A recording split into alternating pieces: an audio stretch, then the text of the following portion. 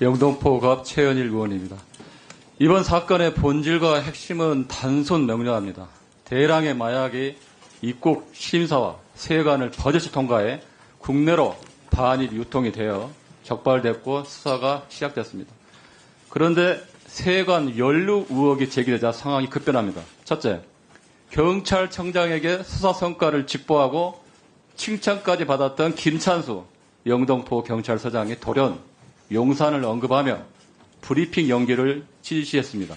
둘째, 서울경찰청은 세관 내용을 빼라며 보도자료 수정을 지시하고 브리핑을 연기하고 사건 이첩까지 지시했습니다. 셋째, 지휘 권한도 없는 조병로 경무관이 수사 담당자에게 세관을 언급하며 압력을 넣었습니다. 넷째, 관세청은 수사 담당자를 직접 찾아오고 수차례 전화까지 하면서 브리핑과 보도자료 방향을 바꾸려 했습니다. 독립성과 중립성을 요하는 경찰의 형사사법 절차가 심각하게 훼손된 겁니다. 명백한 수사 이합이고 그게 이 사건의 본질입니다. 김찬수 행정관님께 질의하겠습니다. 증인, 작년에 영등포 경찰서장으로 계셨죠? 네, 그렇습니다. 얼마나 계셨습니까? 7월 말부터 6개월 계셨죠? 그렇습니다. 보통 1년 정도 근무하고 보통 이제 이전하는데 6개월 만에 또 대통령실에 가셨어요? 의원님, 저는 지방서장도 6개월만 있었습니다. 네, 그렇죠. 그 과거에 박근혜 정권 말기 2017년도에 청와대 치안비서관실에 근무했죠? 네, 그렇습니다. 네, 2번이나 근무했네요. 이번이 두 번째입니다. 그러니까 남들은 한 번도 경험하기 힘든 청와대와 대통령실에 2번이나 있었는데 공무원으로서는 이례적입니다.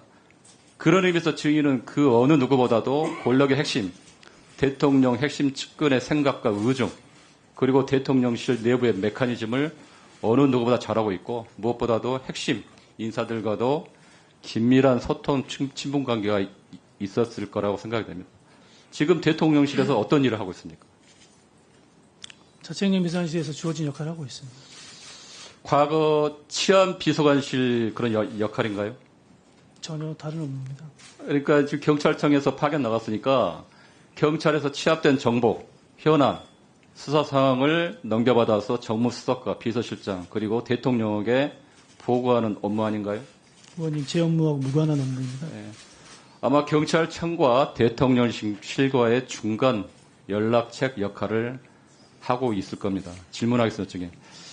아까 그 용해인 의원께서 질의를 했듯이 작년 영등포 경찰서장으로서 마약 수사를 독려하고 홍보하고 윗선에 보고하고 칭찬까지 받다가 일주일 만에 갑자기 돌변해서 본인 관할의 최대 성과인 마약 수사를 방해하고 겁박하고 급기야 브리핑을 연기한 이유가 뭡니까 대체?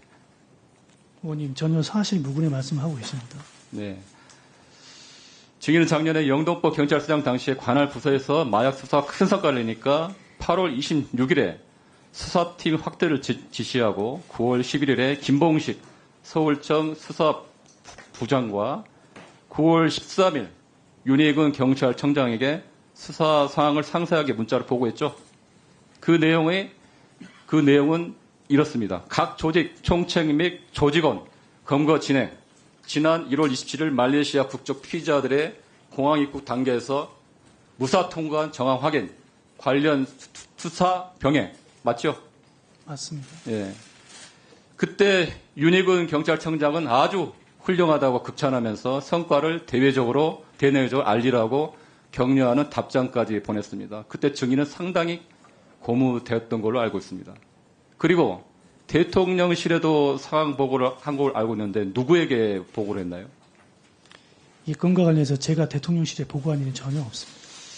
그 2번이나 청와대나 대통령실에 이제 근무할 정도로 정무적 감각이 좋고 또 본인이 관할하는 경찰서에서 가장 큰 마약 수사 성과를 냈는데 그리고 지금 윤석열 정부에서 가장 최대 관심사인 마약 수사 현안이고 당연히 대통령실에 보고하고 또 본인의 성과로 인정받고 싶은 거 아닌가요? 당연한 거 아닌가요, 이게? 경찰서장 개인이 대통령실에 보고할 이유가 뭐가 있겠습니까? 지금 증인께서는 지금 경찰서장 6개월 만에 또 대통령실로 옮길 정도로 대통령실과 친분도 있고 그쪽 상황을 너무 잘 알고 있잖아요. 아니, 그런 거는 누구나 추측할 수 있지 않을까요? 의원님, 제가 좀 되묻고 싶습니다.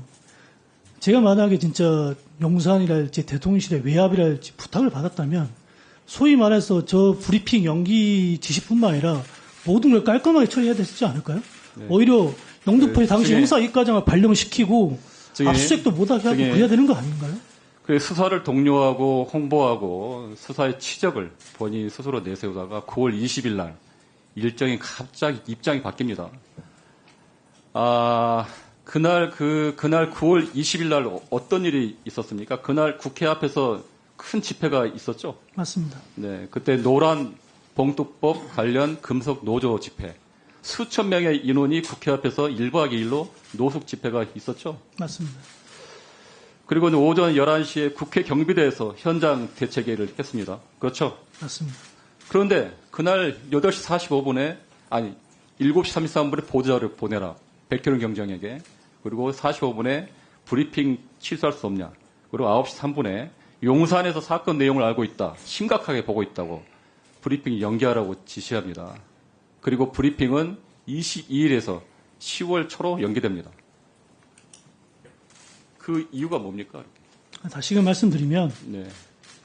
대통령실과 전혀 무관한 얘기고요. 제가 판단하건대 당시 백혜룡 과장의 결정은 수사 상식에도 부합하지 않았고 본청에도 보고되지 않는다는 게 있습니다. 저 증인 백현웅 경정님 잠깐 나와주세요.